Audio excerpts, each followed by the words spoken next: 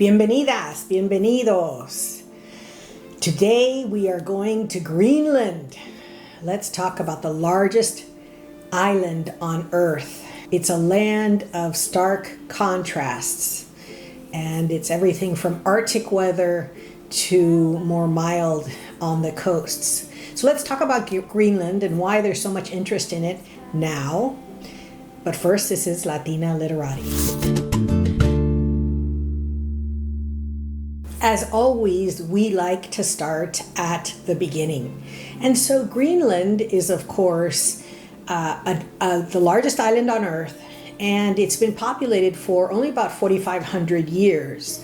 When you think about other parts of the globe, especially Africa, that have had human habitation for hundreds of thousands of years, literally since the time that we became what today is Homo sapien. It's fascinating that about 4,500 years ago, a group crossed over from what is now Canada, and they're called Paleo-Eskimos.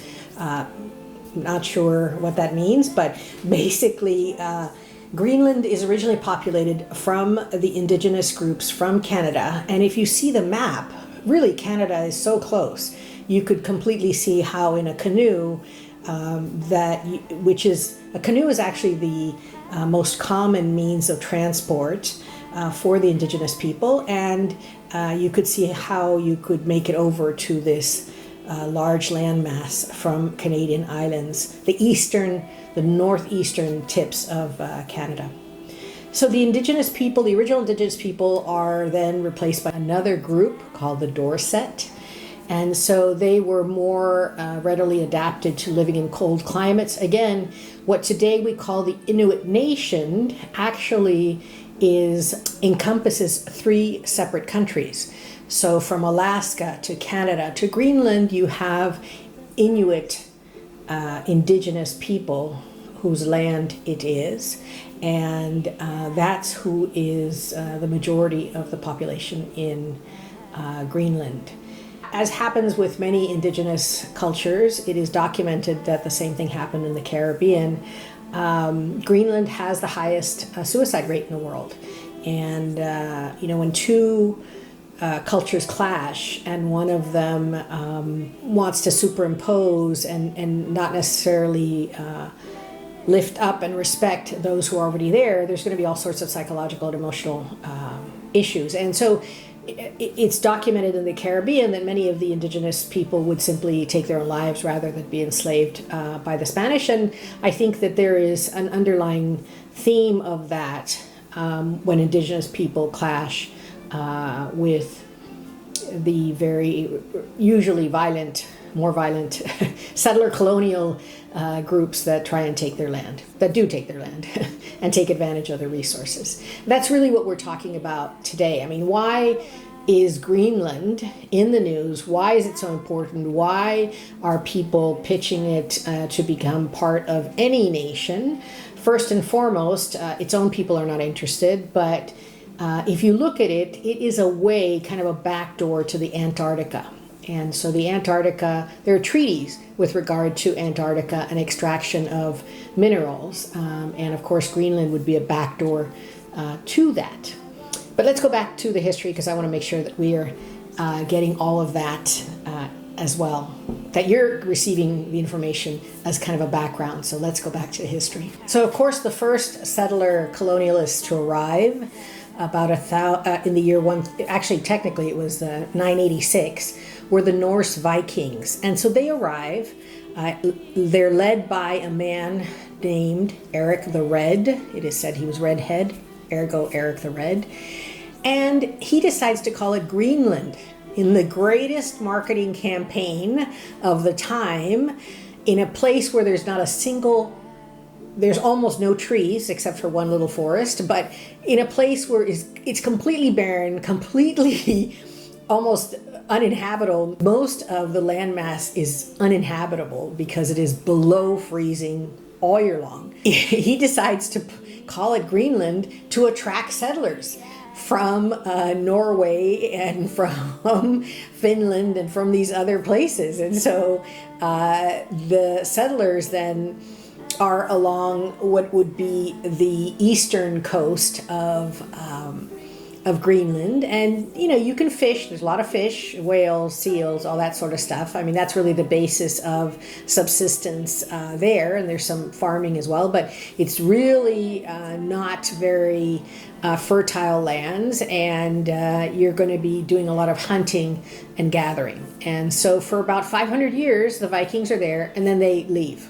So there's some remnants that they were there, and their settlements were there, but and of course their encounters with the indigenous people were not, there was some trade, but they were also violent because of course they were there for the same resources. And colonial settlers, that's what they do, right? They take what they want. So the joke is, on Columbus Day, you walk into a store, you take what you want because you're acting like Columbus did. In any case, so they're there, and of course then the 17th century comes around, and that is the height of colonial imperialism, and Denmark says, me too, I want a colony. And so they colonize Greenland, what continues to be called Greenland, which I think that we should call it by the Inuit name, because not much is green about it. It's mostly white. In fact, the Inuits have, I think, 23 names for snow and ice. And of course, you have the magnificent northern lights. But there is not much green on Greenland. But what there is of course, both oil and minerals. And so if you look at a map and you look at where all the oil exploration and the mining of minerals is of interest, it's right there in front of you for you to recognize why anyone is interested in Greenland now.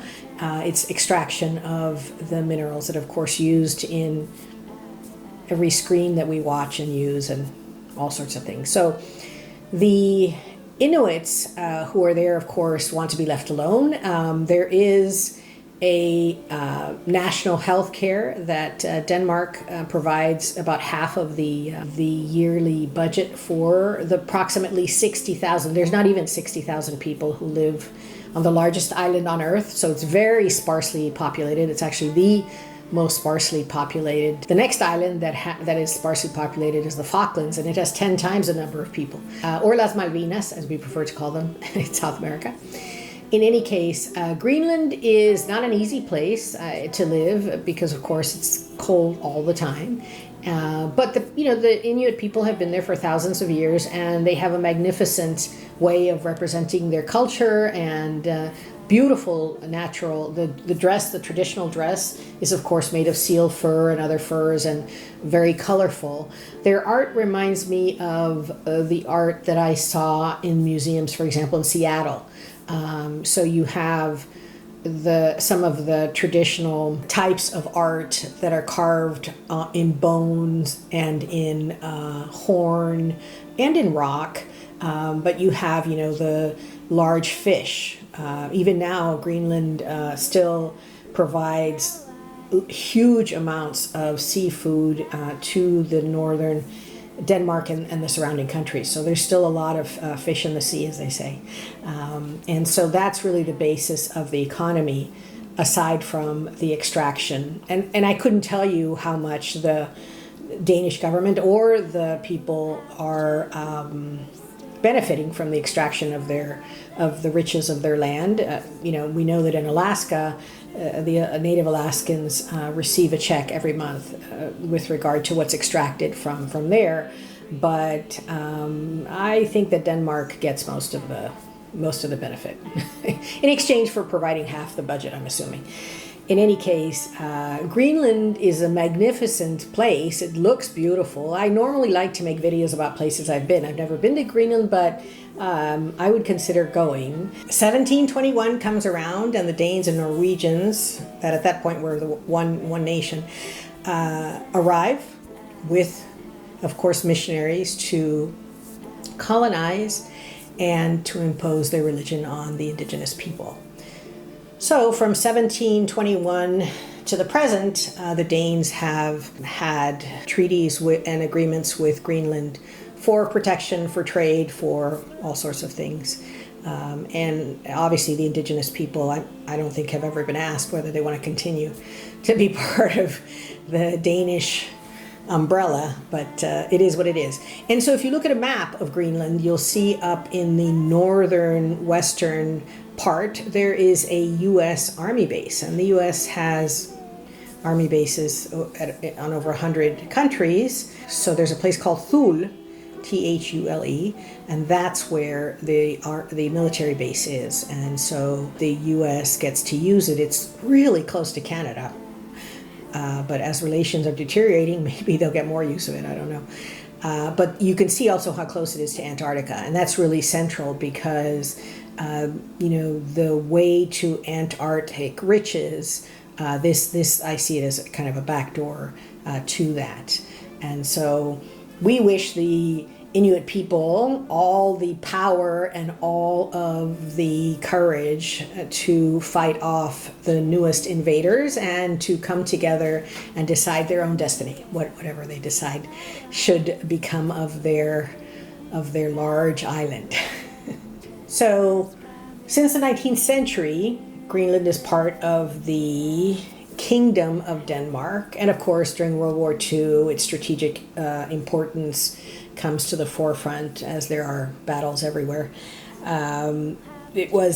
Greenland was considered a crucial base for the Allied forces, for the United States, and I think that's where the Thule military base, the use of it may have begun. In 1979, Greenland is allowed home rule, so that means that the Greenlanders, the people from the island, get to actually make decisions over their own lives. That's important. So as part of that home rule, they have greater rights over their own resources and lawmaking. So again, power to the Greenlanders to decide what they want to do, and here's to hoping that they can navigate these murky waters of the current political situation. There's the issue of environmental stewardship, there's the political climate, and there is, of course, all of the issues that come with transferring to home rule, and the use of resources and the development of the 60,000 people that live there. And of course, that means addressing things like mental health. Kind of interesting, in the Inuit culture, being alone is considered is an illness. It's not, because the tribe is so important in all traditional societies. The group, the individual is an extension of the group, and so the Inuits see those who want to be by themselves as ill, which I totally understand. But in any case, fascinating history, really interesting place, and of course I wanted to share some of the history with you. So let me know what you think. Have you been to Greenland, and what do you know about it? And now, of course, on to my favorite part of the video, the book recommendations.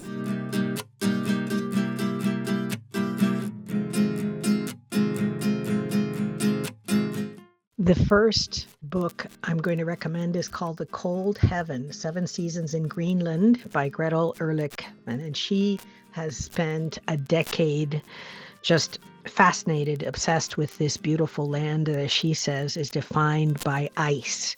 And so it's not just a history of the largest island on Earth, but it is also a cultural anthropology, a look at the history of humans who have lived there and the culture and the beautiful indigenous traditions. So highly recommend it. It's a wonderful book. You'll enjoy it. The second book is Bill Murray's Out in the Cold. Travels north, adventures in Iceland, Greenland, and Canada. And as you can imagine, this is a travel log, but much more. I mean, he really goes in depth into the history, the people, and the day-to-day living. I mean, how do you live in a place that is below freezing? How do you deal with everyday details in that situation? And so really looking to the indigenous people, the Inuit, and how their lives have changed over the years. It's a wonderful, wonderful book, and I completely recommend it. The third book is called Ice at the End of the World. And so this is an epic journey into Greenland's past and future. And again, John Gertner does a wonderful job of really looking to describe and share the past of Greenland and the Inuit people there, and what's going to happen in the future. What will happen to the largest island on Earth that is filled with resources. So I hope you have enjoyed our joint journey here, and let us know what you think. Have you been to Greenland? What are you reading about Greenland? What are your thoughts on the current situation? We would love to hear from you, and we'd love to also get recommendations. What would you like us to talk about? We're happy to take a look at it. So thank you so much, and we would love you to subscribe to Latina Literati. Thank you to everyone who comments and subscribes. And of course, we want you to check your local library and your local bookseller for these books. And of course, you can always use the app Libby for access to library if you're in North America. So thank you so much. And as always, con mucho cariño, mucho salud, mucho amor. Gracias.